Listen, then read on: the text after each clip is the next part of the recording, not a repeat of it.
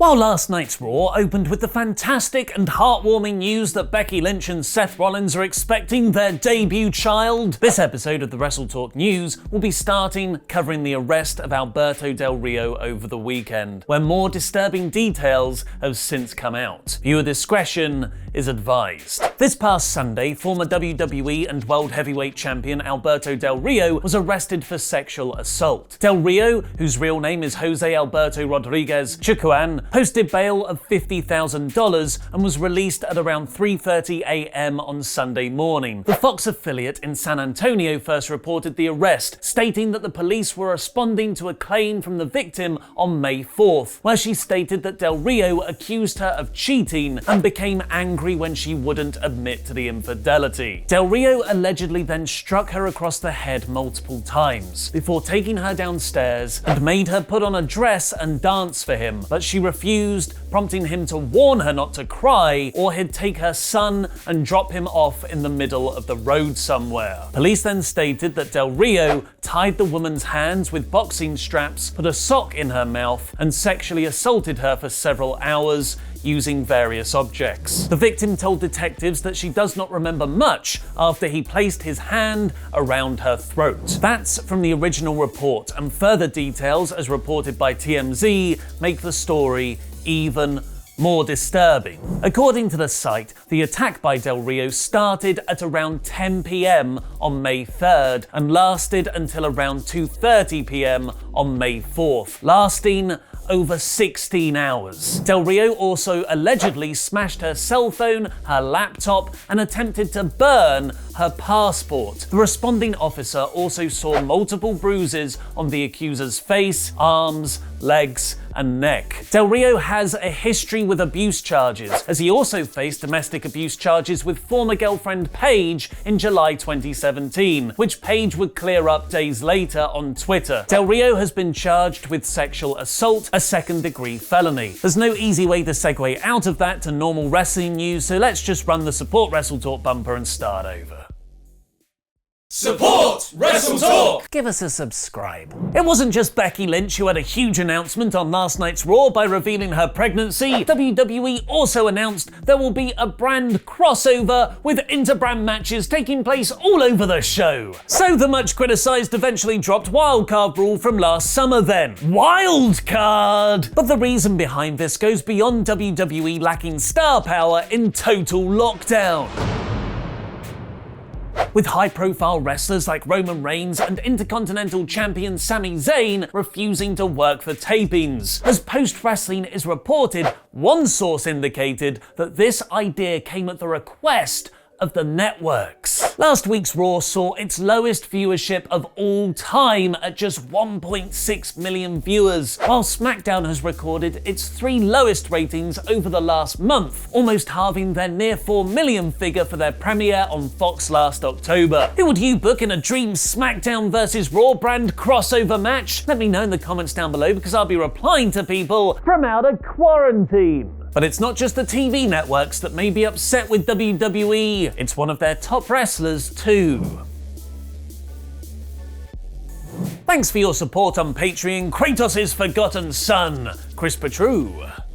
Sunday's Money in the Bank saw Seth Rollins lose to Drew McIntyre for the WWE Championship in a really great match, setting up an even more crazed, violent Messiah character on last night's Raw. But while the Messiah character has worked amazingly well for Rollins, leaning into his real-life heel turn on Twitter last summer, Seth has blamed it on WWE's booking to TalkSport, where his feud with The Fiend forced him to abandon his position as Raw's top face. At the end of the day, there's no real nice way to put it. I was dead in the water after Hell in a Cell. A lot of that was nothing that I could control. I was left out there as a bit of a scapegoat in that situation, and there was nothing I could do about it. But I was the one that had to face the scrutiny. No one really cared about me at that point in time, or about how I was feeling, or about what really went into that moment, that night, and everything that went along along with it. Luckily for Seth, his Monday Night Messiah character has actually become one of my favourite gimmicks in all of wrestling right now, which turned even darker last night when he tried to gouge out Rey Mysterio's eyes. That guy can't catch a break. Because here's the post-Money in the Bank, oh my god, King Corbin just killed a guy episode of Monday Night Raw in about 5 minutes. Becky Lynch opened the show to confront Asuka and reveal what's actually in her Money in the Bank briefcase, Pulp Fiction style, the Raw Women's Championship. Asuka is the new Raw Women's Champion. Becky explained what was happening in a tearful, bittersweet promo. She could never have dreamed that the fans would embrace an Irish woman who loves puns and toast so much, and that's why it's so sad that she has to go away for a while. Because Asuka is going to be the Raw Women's Champion, and Becky is going to be a mother. The mum! Becky Lynch. This was incredibly well done overall, making a genuinely affecting moment, from Becky's performance as the segment built to the reveal, to Asuka's surprised hug reaction and the babyface locker room congratulating her backstage. Which didn't include the baby's father, Seth Rollins, because he's a heel. Here you maintain kayfabe, but you put AJ Styles in a Dairy Queen commercial last week. Caruso alert. Kairi Sane celebrated with her tag team partner and new Raw Women's Champion Asuka backstage. Yeah, Sane's totally leaving as soon as her contract's up. Bobby Lashley entered full Splashly mode. Next, making Alberto Carrillo tap in a full Nelson. Although Bobby looked so sweaty, I don't know why Carrillo didn't just slip out. You're never gonna catch me!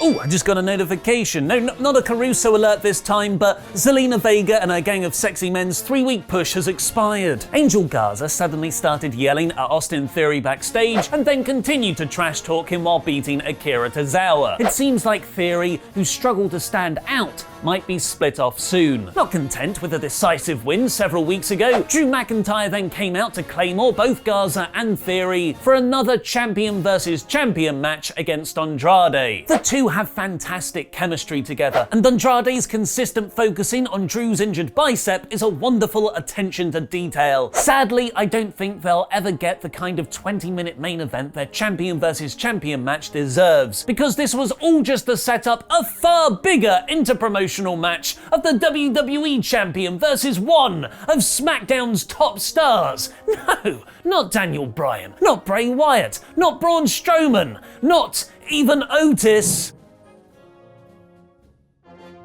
It's currently wanted for murder, King Corbin, because not even Drew McIntyre, as WWE Champion on Raw, can escape the pull of Baron Corbin's Midcard Vortex! This is all part of WWE's panic move to combat falling ratings, just like the wildcard rule that came into effect almost the exact same time last year. This continued in the next segment, with Alexa Bliss and Nikki Cross hosting a moment of bliss and then losing to the returning Iconics in a non-title match, setting up a women's championship bout for next week. MVP approached Lashley backstage, offering his managerial services, for Lana to then really weirdly scream at him. R-Truth, Cedric Alexander and Ricochet took on Shane Thorne, Brendan Vink and MVP in a 6-man tag next. That was actually a 7-man tag, as Truth brought back his Pretty Ricky gimmick, complete with false teeth and a boss eye, a character that was racially insensitive and awkward over a decade ago and even more painfully unfunny now. I absolutely hate it. Bobby Lashley came down to beat Truth up after he won, seemingly setting up the reported heel faction with MVP. Caruso alert!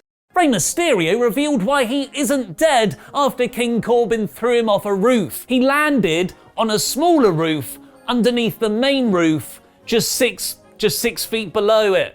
Well, that clears that up then. Presumably having bonded after falling on that smaller roof slightly below the larger roof, Rey Mysterio and Aleister Black took on Murphy and a very dejected Seth Rollins. I'm not a fan of the new entrance music either, pal. Seth's performance here was fantastic, being totally disinterested in the match until Rey hit him in the gut. Rollins snapped and lost the match via DQ when he tried to rip out Mysterio's eye, brutally jamming it into the corner of the steel steps in an awesome injury spot. An eye for an eye is appropriately biblical for the self-proclaimed Messiah. Seth just doesn't care whose eye it is. Black and Murphy brawled in the trainer's room afterwards, reprising their excellent feud from the start of this year. If you thought the Viking Raiders doing carpool karaoke and eating giant turkey legs wasn't the best use of their characters, here they had a basketball match against the Street Profits. How the Raiders look in these comedy skits aside, which I actually don't mind, the sketch just didn't make any sense. Ivar starts off not knowing how basketball works. The Raiders lose by 70 points, but then Ivar seemingly reveals it was all a hustle, he can actually play really well, and did a montage of dunks. The setup and the punchline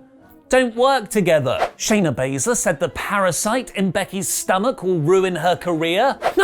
No, don't hold back, Shayna. And then she beat Natalya, and the main event saw Randy Orton tell Edge the better man won at WrestleMania, but the better wrestler didn't. So now he wants a straight-up wrestling rematch. The promo work from both men was good, but the overall direction was uninspiring. The feud naturally finished at WrestleMania. To revisit it again so soon is lazy.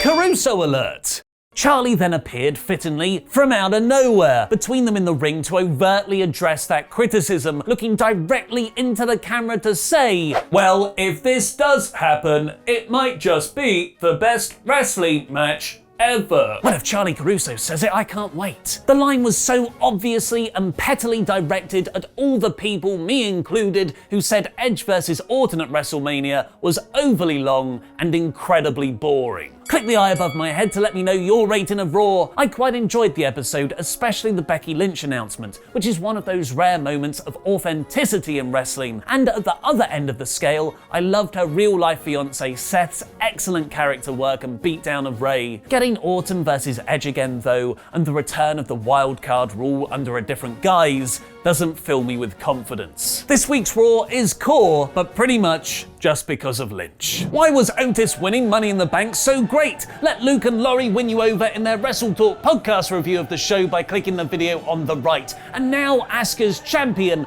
Find out the history behind her green mist attack by watching our Explain series, clicking the video below that. And get your Pile Drive COVID-19 shirt by going to WrestleTalkmerch.com now. I've been Ollie Davis, and that was wrestling.